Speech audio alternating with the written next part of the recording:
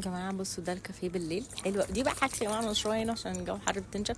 ده شكل الكافيه بالليل جميل. وهنا في قاعده على البحر، ممكن بالليل بقى خالص لما ارجع باجي. وده شكل الاوتيل بالليل، شكله حلو قوي يا جماعه، والاضاءه بتاعته شكلها كيوت وهادي. والبول دي شغاله لحد الساعه 9، يعني لسه لحد بس من نص ساعه كان في ناس في البول. ودي جولي، واحنا بقى دلوقتي خارجين. طبعا الاضاءه منيره في 60 نيره عادي. ده كده شكل البول جميل يا جماعه، عارفين يخليكم تبقوا عايزين تنزلوا الميه قوي، بس أنا خلاص يعني.